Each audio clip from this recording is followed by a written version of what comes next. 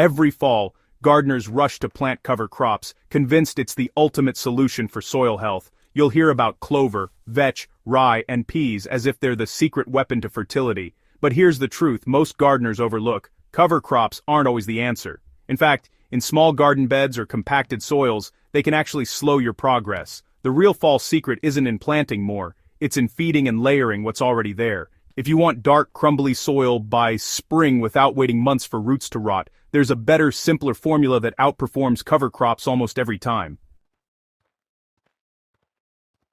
Cover crops don't break down fast enough to rebuild soil before spring. The idea behind cover crops is noble: grow green material to add organic matter. But in many home gardens, especially raised beds or backyard plots, the timing doesn't work. When frost hits, those lush plants stall out. The roots stop feeding microbes, and the top growth becomes tough, fibrous matter that won't decompose quickly unless chopped, tilled, or composted. By the time spring rolls around, you're left with half-decomposed stems tangled across your bed. You can't plant in that mess without disturbing what's left of your soil structure.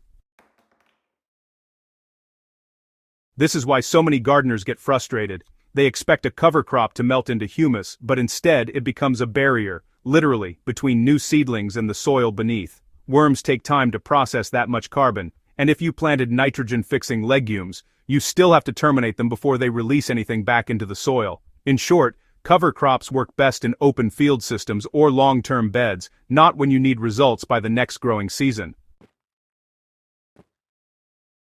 The smarter fall method focuses on layering and decomposition, not growth. Here's the better approach: skip the cover crop and build a soil layer that decomposes in place all winter. This is done by combining carbon-heavy materials like shredded leaves or straw with nitrogen, rich ingredients such as kitchen scraps, manure, or composted grass. This blend becomes a slow, self-heating blanket over your bed that feeds microbes every day, even in cool temperatures.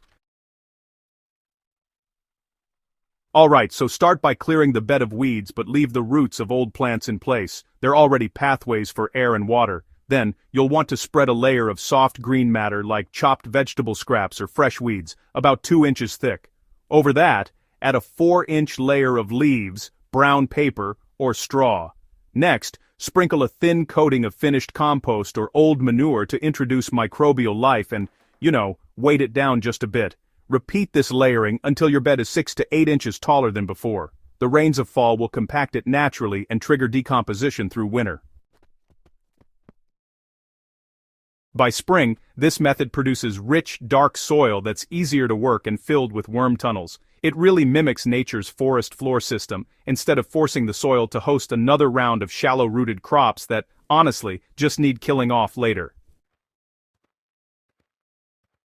Worms don't care about plant roots. They follow moisture, warmth, and decaying material. Cover crops often leave surface roots that are just too dry and fibrous to attract them. But when you give them soft decomposing matter just below the mulch, they come alive.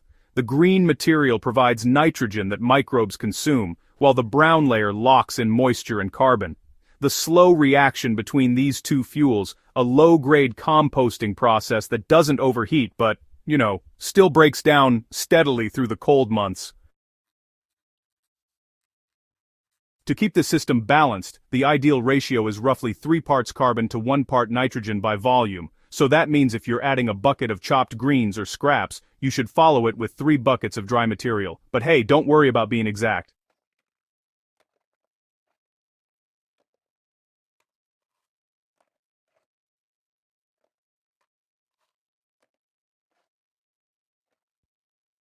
As long as both elements are present. The goal is to avoid those slimy anaerobic spots that appear when too much green is added without enough air or carbon. If that happens, just top it with more dry leaves. Now, cover crop seeds do cost money and time. You need to buy, plant, water, and then kill them off later, which can be a bit of a hassle, but this lazy fall layering method uses what you already have. Every yard produces autumn leaves, old straw, expired crops, or kitchen waste. Instead of sending it to the compost pile, you let decomposition happen directly in the bed where it's needed. The beauty of this approach is that it creates humus faster, which is pretty amazing. The worms digest and mix the materials into the subsoil while microbes break down the layers into soluble nutrients. This turns the upper few inches of your soil into a black sponge by early spring. You'll notice seedlings establish quicker and watering becomes easier because that decomposed layer retains moisture like compost, but drains like loam. When you uncover your beds in early spring, don't be alarmed if some leaf bits remain. It's a sign the process is still active. Simply rake aside the top inch, plant directly into the soft layer below, and let nature continue the work. The residual matter acts as a living mulch that keeps the soil cool and protected as temperatures rise. If you want an early boost, pour a diluted compost tea or worm leachate over the bed a week before planting. This reawakens microbial life and speeds up the final stage of decomposition. Within just a few weeks, roots will dive into a rich, aerated mix that behaves a lot like top-grade compost without ever turning a single pile. So, the takeaway for serious gardeners is this. Cover crops definitely have their place in broadacre farming and those big permaculture systems, but, for small gardens, raised beds, and honestly, anyone short on time, the smarter fall investment is in decomposing layers. It's cheaper, it's faster, and it's proven to build both structure and fertility without all that constant management. The key really is balance equal parts nitrogen for fuel, carbon for structure, and, well, some patience to let nature work quietly through the cold. Don't waste another fall planting something that just freezes before it ever feeds your soil. Start layering, and by spring, you'll see what real black soil looks like, alive, loose, and totally ready for roots. If you found this guide valuable, go ahead and subscribe to Hydro Haven and share it with fellow gardeners who want real soil results without all the hype.